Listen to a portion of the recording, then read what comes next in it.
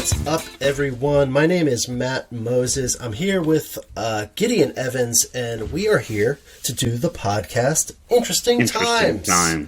That's it. Hello. All right, nice to talk to you. Oh, a pleasure. As always. Every week.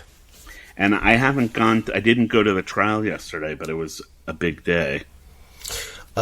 It was. Stormy Daniels took the stand, and, she's... AKA Stephanie Clifford, right? Yes, I guess so. But, I think they referred to her as Stormy in the transcripts. They did. I don't understand that, but... They asked her, how would you like to be addressed? And she said, Stormy Daniels. And the interesting thing, the lawyers who interviewed her on both sides were both women. So... Right. I mean, that makes sense. I feel like they always do that in any case that involves sex, kind of. Yeah, they don't want the men to come off as bullying and creepy and the way men can. Men are bullying creeps. Not us, though. Not us, but the vibes are easy to, I think, happen, even if unintentional. Right. Not us, of course. And you found a clip from Fox, I think, right? Yes, we have a clip here. Should I play this? Sure. You want to play it? Do you mind? Or no, not at all. And none of this has to do with the elements of the alleged crime, right? And not only is she trying to make herself look like a victim, but look, let's call out what the prosecutors are doing. If this was purely a legal analysis of this case, this testimony wouldn't be coming in. And as of now, Trump is winning this trial by a landslide. But unfortunately, we have prosecutors that don't really care about relevant facts. They don't care about the fact that they can't prove the law, right? So what they're doing is they're making Stormy Daniels out as a victim. And then even more important than that, they are trying to characterize former President Trump as unsavory. This guy's dirty. Look at what he's doing during his marriage, right? To try to get this jury to vote at the end of this case based on emotion, based on, we don't like this guy and what he did. And that's what we call, it's like juror interference. And it's really tragic. Well, that was Brian Claypool. Okay. He was, I guess, some sort of legal analyst for that Fox brought on. Right, but I don't think that would be jury interference, as he just said, right? I don't even know if that's a thing. I mean, the only thing I could see, jury interference, I feel like, is when you, contact jurors outside of the case. Right. I think, but, because I think one of the things the judge said about this new information that was perhaps not relevant to the case, all these details about their sexual encounter, the judge said to the defense, like, well, you should have objected more, and you didn't. So it's got in. So it's you can't really accuse her of jury interference or the prosecution of jury interference, since it's up to the defense to defend, right? And for people that didn't follow what happened in the trial, I mean, this is a case about lying about business records, right? It's essentially fraud. Right. And the crime wasn't the affair. It wasn't the hush money. It was pretending that paying back Michael Cohen for the $130,000 hush money was like legal fees, because you're not allowed to lie on your business records. Yes. In New York. So I think a bunch of people, I saw people on MSNBC too, said they shouldn't have had all these steamy details about, like, they went up to the room and he put on silk pajamas. Right. And she's laying in the bed looking at the ceiling. They really aren't that graphic, but I guess people say that all this extra juicy detail isn't pertinent to the facts of the trial, that she should have just talked about doing the deal with Michael Cohen or whoever. Right. Well, I think, it's not pertinent to whether this, if the money changed hands, and it changed hands for a cover-up, and then later they reported it as not changing hands for that cover up and said it was like, oh, just legal expenses and not campaign expenses, then the law was broken, irrelevant.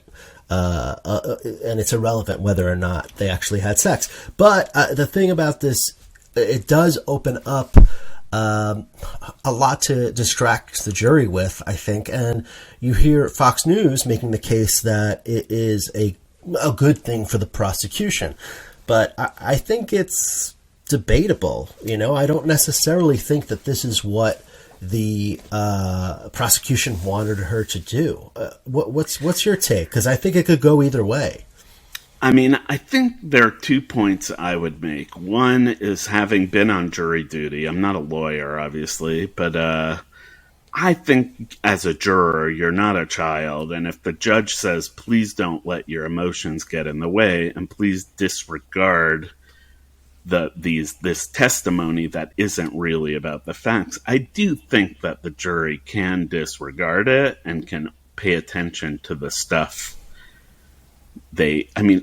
Lots of jurors have acquitted some pretty horrible people because there's not enough evidence. So I don't think it's impossible for the jurors to be fair just because they heard of an affair from a porn star. The other question I have is, it can be argued that these steamy details about the tryst, actually do matter, because one point I would say is that Trump denies this ever happened. Right.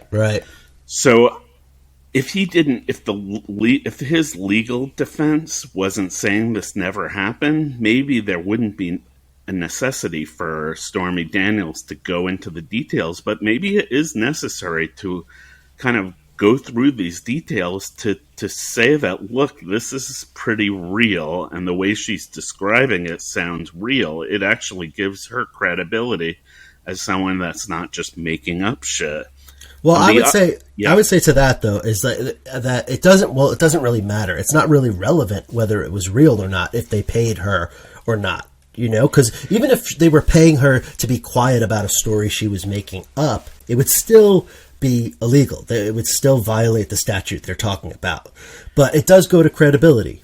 So anyway, go ahead, though. The other question I have, which I think your point is good, but I also think that it's a little like the jury is probably wondering, is the story worth $130,000? That's interesting. Uh-huh. So it's like, if it's a really shitty story where she just doesn't have a grasp on what happened, you'd kind of question why Michael Cohen would write that check, that it's just bullshit. And especially if Trump is denying it happened, you're kind of like, why would they write such a big check? If this was just a big made-up lie to extort money out of him, couldn't they get away with paying her like $30,000, like that doorman who had the thing about the illegitimate child?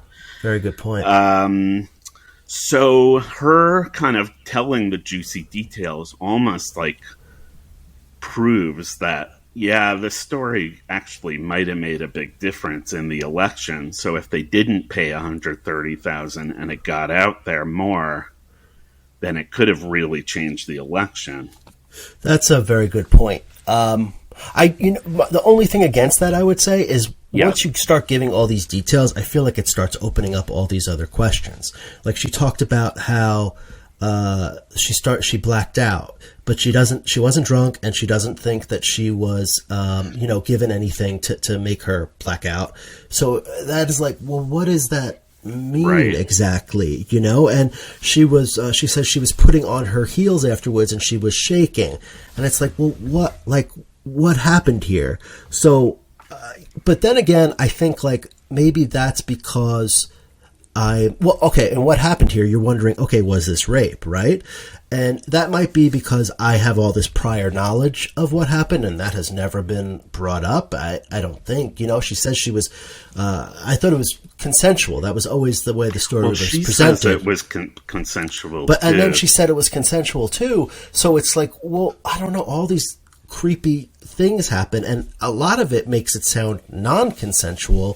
So then it just sets my brain thinking about stuff. But maybe if I was on the jury, I would think, well, maybe it was rape, but they can't bring that up fully at the trial, so I don't know. But well, my Stormy mind Daniels spirals. Some of the testimony, Stormy Daniels, when she was being grilled by the defense, Stormy Daniels said that she was represented by Gloria Allred for a while. You know her? Yes. And Stormy Daniels didn't want Gloria Allred to represent her anymore because she said that Allred was pushing her to say that it was more rape, and so she didn't want that lawyer because she agreed it was consensual, but I guess it was somehow traumatic to her because she just wasn't expecting it to precipitate the way it did. But then someone on Fox News in another clip that we didn't play was like, well, she's a porn star, you believe she was shaking, which seems pretty not very fair. Absolutely. But again, it just is raising these questions in my mind. Like, what happened? Whereas you just tell me that Trump had sex with this woman and it's just like, okay, great. And that's all that really matters. But then, it does make me think that maybe it was rape and she's not telling the full story because she just doesn't want to go down that path, which is so hard for rape victims to go down. We'll never know. I'll take her word for it that it wasn't, but there are aspects to it that make it seem non-consensual, but I believe her, everything she's saying. I think she's telling the truth about everything she stated. And she did change her story a few times. I guess there were times where Stormy Daniels was either negotiating this hush money thing or had signed the NDA, the hush money deal, and she did tell some entertainment blog, that it never happened, that there wasn't sex. So then, of course, the defense is like, oh, you changed your story, so you're just saying what's good for you. Right, but that was because she'd signed the hush money deal, right? Exactly. I believe so, yeah. Yeah, that kind of proves her case. It's so crazy, too, because, part of the tough thing about this case, I think we've talked about how they have a really good case, but part of the problem is that the cover-up all happened around 2016, around the election. Yeah. But this tryst happened all the way back in 2006. So It does kind of feel like a long time ago. He apparently, he was pretty much a newlywed. He had just married Melania. Maybe it was a year old or something. So that was kind of crazy that he was cheating on her right after it's not like they were married 12 years. Right. And he brought in the case, Stormy Daniels said, she asked him about Melania, and he said, oh, don't worry about it. We don't even sleep in the same bedroom, in the same bed, which is... That's crazy after a year of... unless maybe they just had an agreement when they got married. You're... Either way, it's... What a creep. Totally. And they met in Tahoe.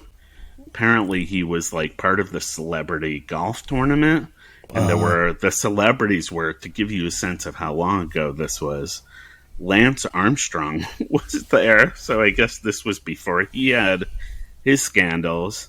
The former Vice President Dan Quayle, Ray Romano, and Trump is on the golf course, he's signing some autographs, and then there was this contingent of actresses.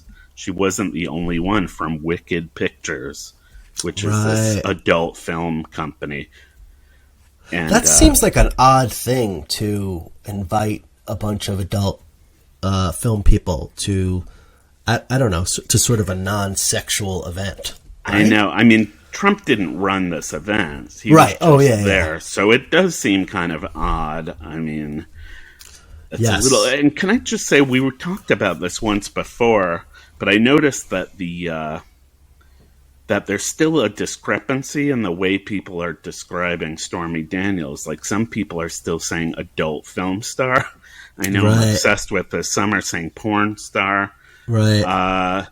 I think adult film star is the one that's most used. I just don't think it's specific enough, because, I mean, the film broadcast news, it could be said as an adult film. You know what I mean? Yeah, I suppose. She's not acting in films like that. It's for adults. She did say she was in 40-Year-Old Virgin. You're kidding. Oh my God. Yeah, I'm assuming she didn't have a speaking role, but it's pretty funny. That's interesting. Now I'm really curious. I bet somebody found that wherever she's in that film, and it's on the internet somewhere. It must be out there. Don't Google it though.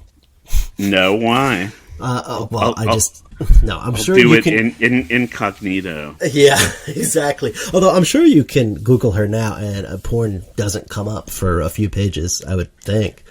Right. Well, speaking of celebrities as well at this event, apparently the lawyer who was cross-examining Stormy Daniels, so Trump's lawyer, was making all these odd mistakes. Like, she referred to Jeffrey Toobin, the CNN legal analyst, as Jeff Daniels. Oh, weird. And then she referred to Stormy Daniels' talent agent, Gina Rodriguez, as Gina Davis. Oh, you know what? That's weird, because when I went to the trial, somebody else referred to her as Gina Davis.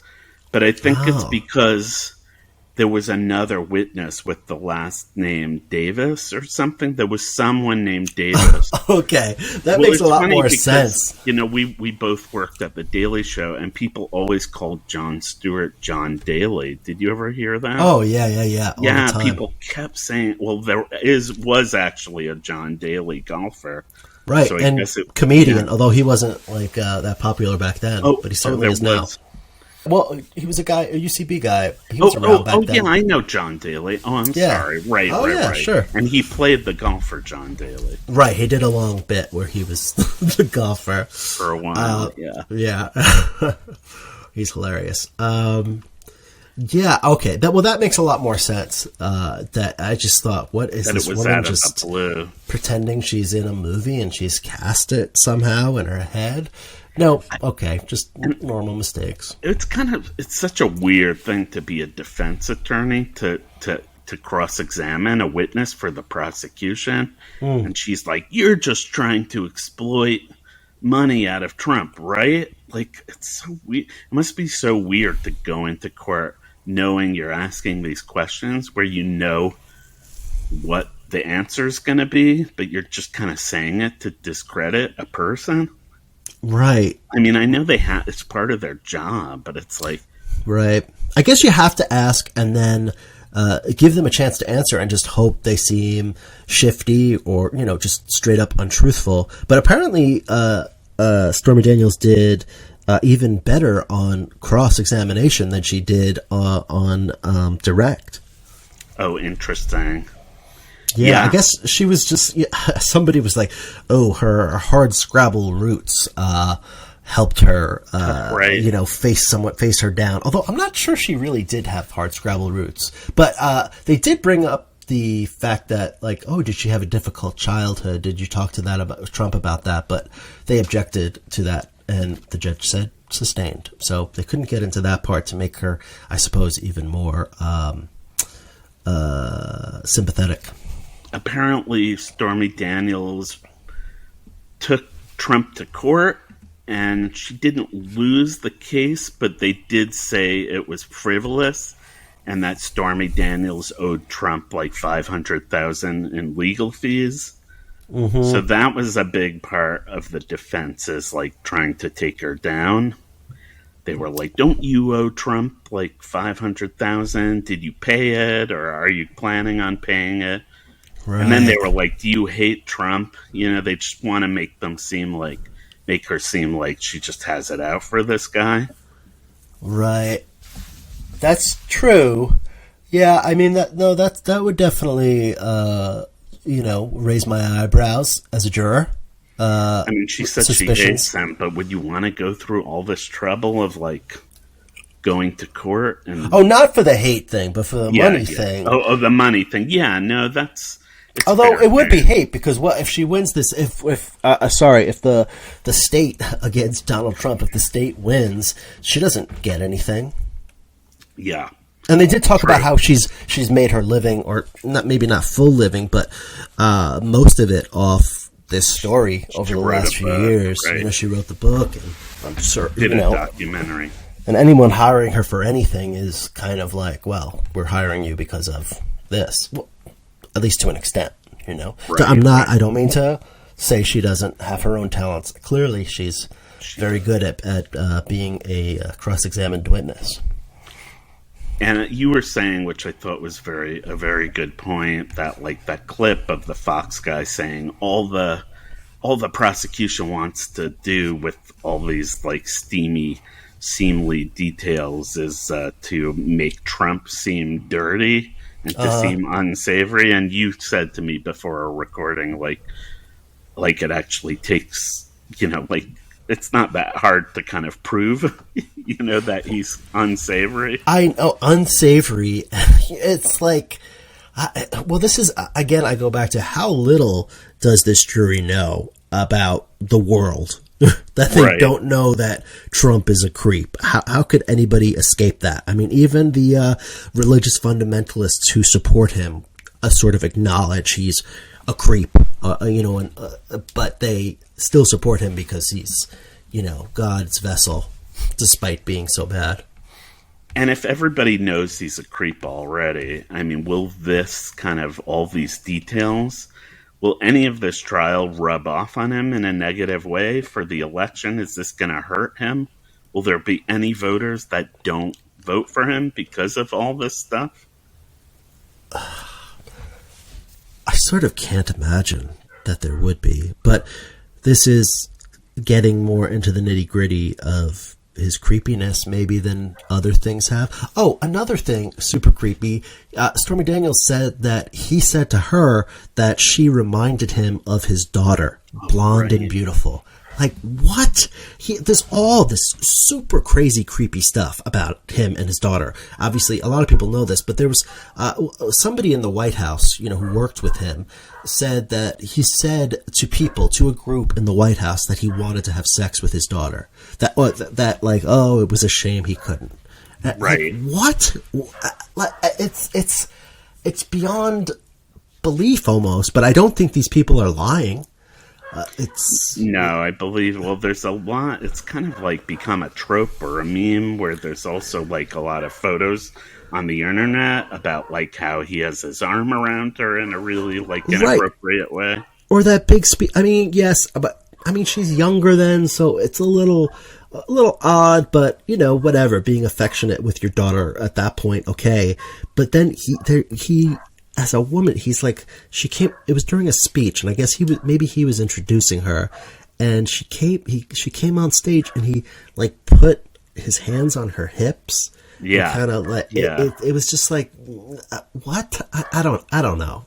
Like, he kisses her on her lips and stuff. I mean, some parents and children do that. So. Right. I mean, there's affection that seems a little over the top maybe, but I think that can be okay. Some people are super affectionate, but it does not seem like that, because you don't touch your daughter's hips like that as a grown woman. It's just like, what? Strange. And like, she sort of held her out and like, looked her body up and down. And then also he was on,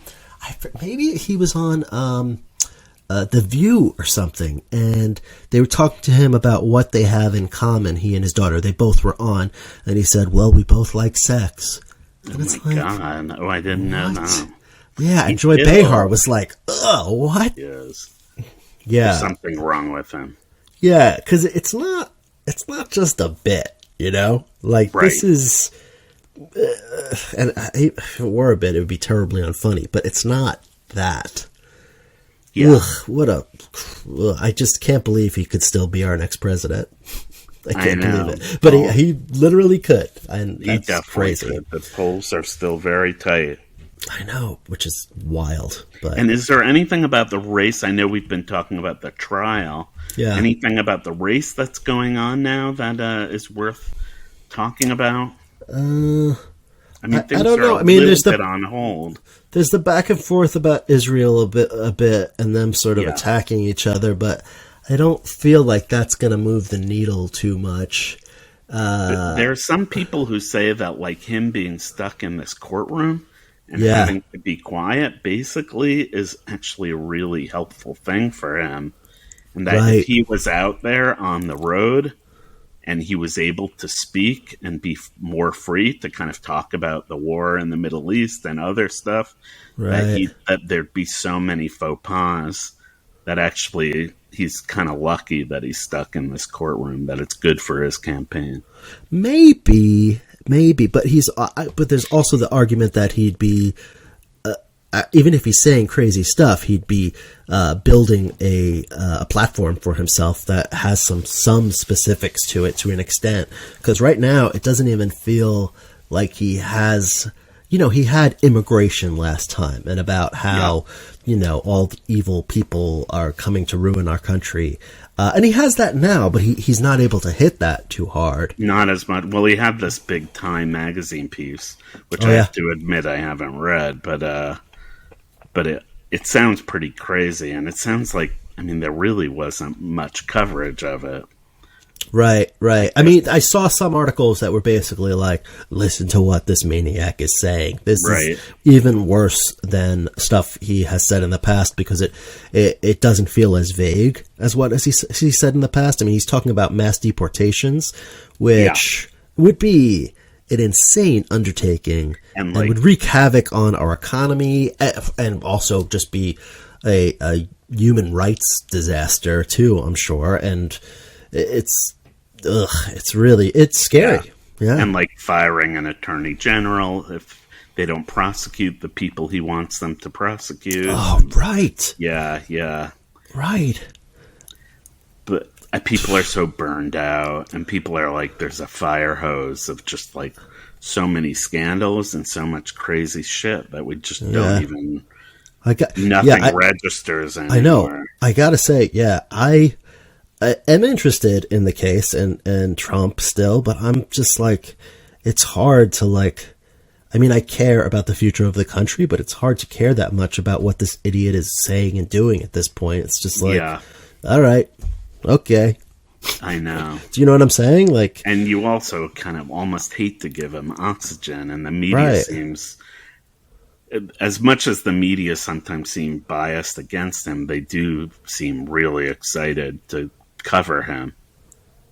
They do. Yeah, honestly, I don't know if they are biased against him. Though, because they don't. They give him a pass on a million things that they would never give Biden a pass on. I mean, imagine if Biden fell asleep at some kind of conference or something. Right. Done. Well, Rachel Maddow had a really good piece this past Monday about just all the threats that go along with like Trump villainizing people. Right. That it's not just this like these empty bullshit like takedowns that Trump does, that like after the threats, his minions just like go after people in a really scary way, like people that are, testifying against them.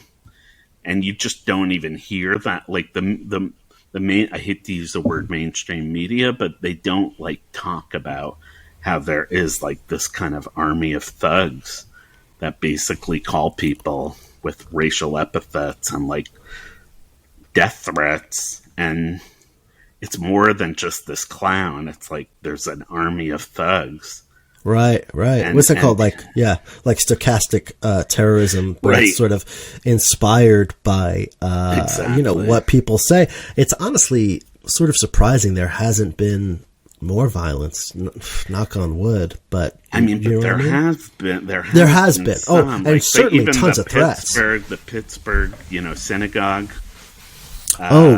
Was that? Yeah, that was. I don't know, a couple of years ago. How many years ago? 2 or 3 years. Was it during Trump or? I think it was during Trump. Yeah. Wow, Trump, I didn't realize it was that recent. The guy had all this rhetoric that he was into, anti-terrorist stuff. Yeah. And like, I don't know if he was the one who was anti-Hayas, that organization that helps refugees. Oh, and there was a whole like conspiracy theory that Jews were helping like the South American and Mexican refugees, and he was completely paranoid about that. So he shot up that temple in Pittsburgh.